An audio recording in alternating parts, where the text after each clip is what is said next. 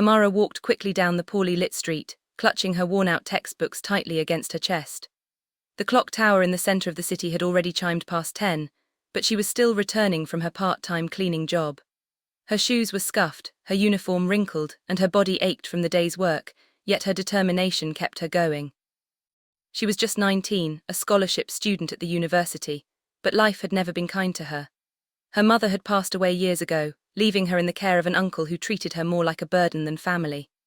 Amara survived on 2 part-time jobs, working as a waitress during the day and as a janitor in the evenings, just to afford food, books, and the little rent she paid for her tiny shared apartment. The world had taught her to harden her heart, but somehow she still carried a gentleness inside her, a compassion that refused to die. That night, as she hurried down the lonely street, she heard something faint, almost like a groan. Her steps faltered. She turned her head, her eyes narrowing in the dim light cast by a flickering street lamp. There, on the ground, a figure lay motionless, half hidden in the shadows of an alleyway. Fear prickled along her skin. The city wasn't safe, especially at night. She should walk away. She should mind her own business. But then she heard it again, a broken, desperate sound like someone struggling to breathe. Her heart squeezed. Against her better judgment, Amara rushed forward. A young man lay sprawled on the ground, blood soaking through his shirt, staining the cracked pavement beneath him. His breathing was ragged, his lips pale. His expensive clothes, clearly designer-made, were torn and smeared with dirt and crimson. "Dear God," Amara gasped, dropping her books. She knelt beside him, pressing her trembling hand to his chest. His heartbeat was faint but present. "No, no, no, don't die," she whispered, panic clawing at her. She pressed her scarf against the wound on his side, trying to stop the bleeding. His eyelids fluttered, and for a brief moment their eyes met. His gaze was sharp yet clouded with pain, stormy grey eyes that seemed to hold a secret world. "Help," he managed to rasp, before his body went limp again. Amara's chest tightened.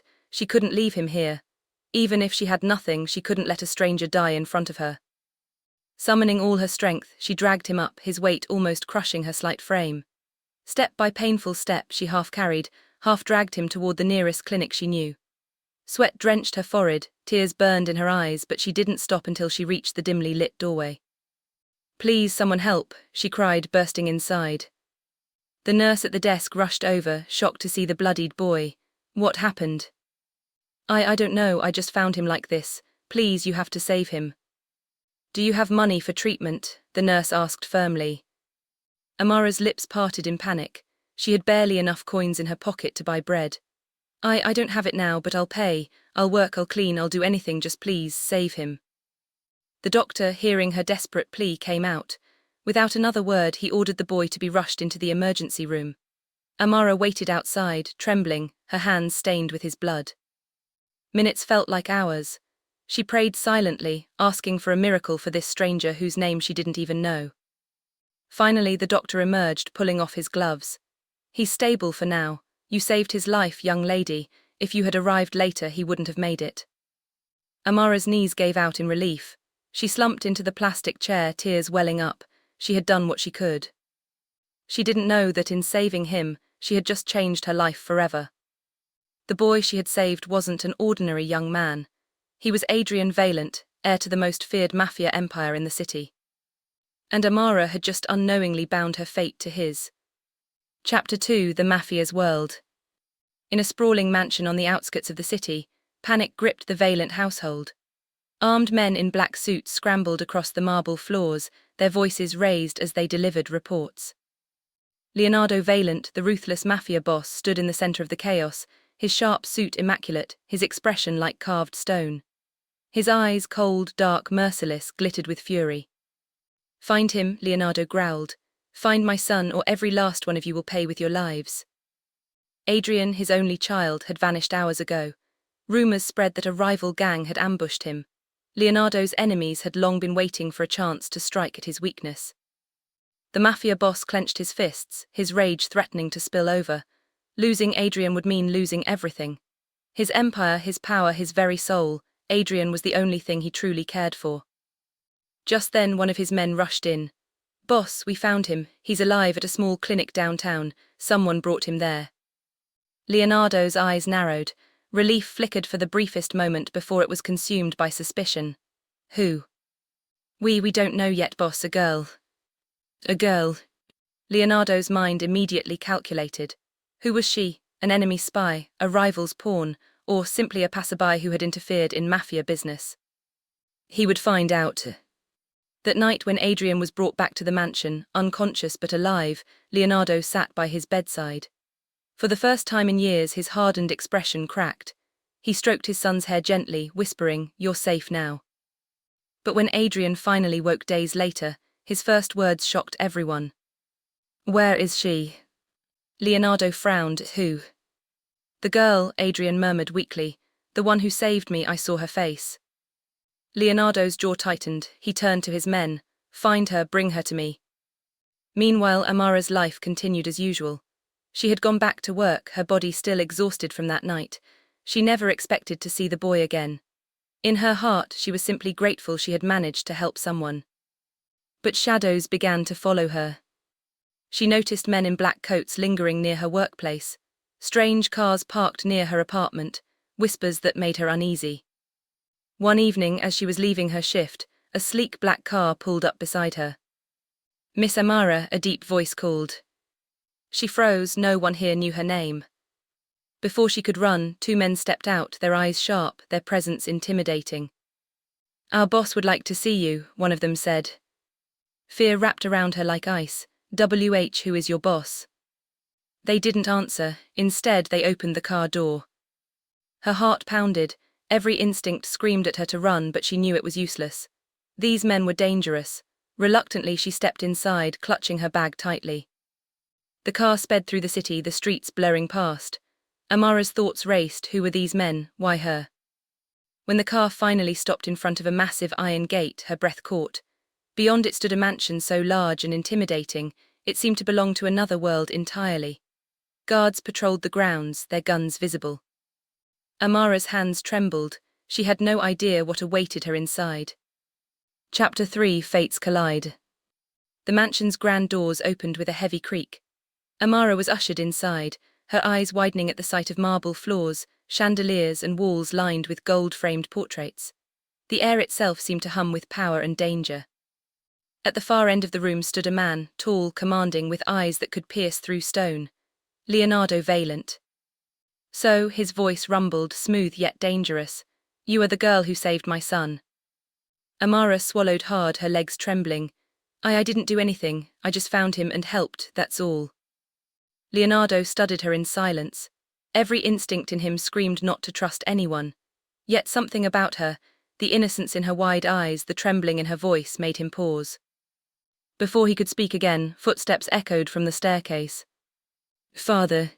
It was Adrian.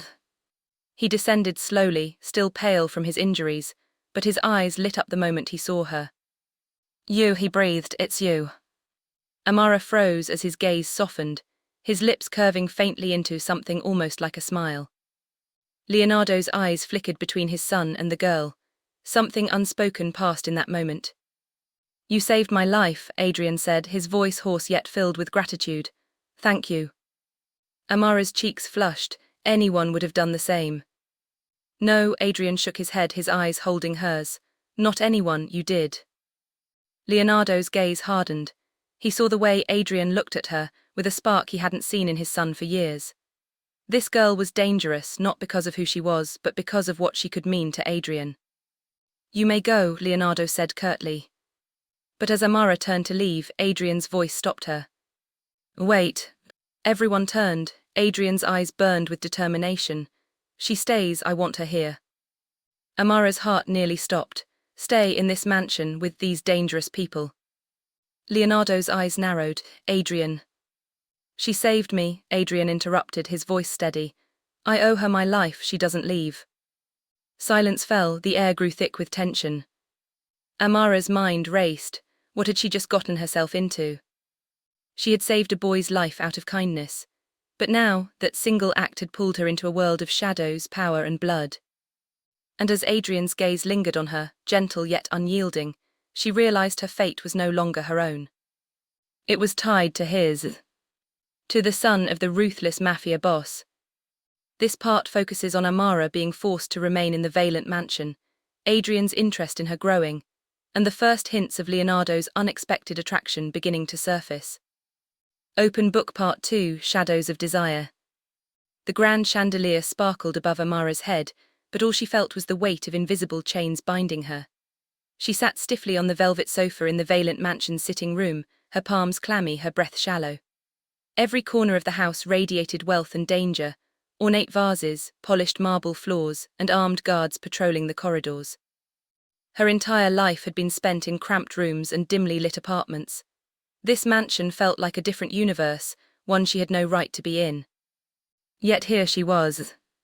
All because she saved a stranger on the roadside. The sound of footsteps broke her thoughts. Adrian appeared, dressed in a dark silk shirt, his pale face softened by the warm light.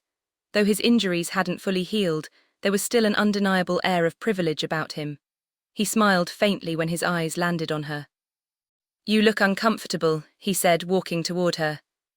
Amara's throat tightened. "Because I don't belong here." "You do now," Adrian replied gently. He lowered himself onto the seat beside her, his gaze lingering. "You saved my life, Amara. That means you're part of this family, whether you like it or not." Family. The word echoed strangely in her chest. She opened her mouth to reply but froze when another presence entered the room. Leonardo Valent. The Mafia boss. His towering frame seemed to command the very air around him. His tailored black suit fit like armor, his cold eyes glinting as if they could see right through her. Amara's heart skipped painfully in her chest as he strode closer. "Son," Leonardo's deep voice rumbled, "go and rest, you're still recovering." Adrian frowned. "I'm fine, I want to talk." Now, the single word held the weight of authority that brooked no argument. Adrian pressed his lips together, then reluctantly rose, casting Amara one last smile before leaving the room. And then it was just the two of them. The silence was suffocating. Amara kept her eyes on the floor, her pulse hammering. Leonardo circled her slowly, like a predator studying prey.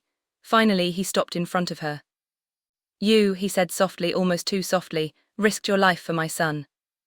I just did what anyone would," she stammered. "Wrong," his voice was a blade, sharp and certain. "No one would, most people would have walked away, yet you didn't. Why?" Amara looked up then, meeting his gaze for the first time. The intensity in his dark eyes made her breath hitch, but something in her chest pushed her to speak honestly. "Because I couldn't watch someone die, not when I could do something." Leonardo's expression flickered, ever so slightly. For a moment she thought she saw a shadow of surprise in his eyes. Then he leaned closer, his presence overwhelming.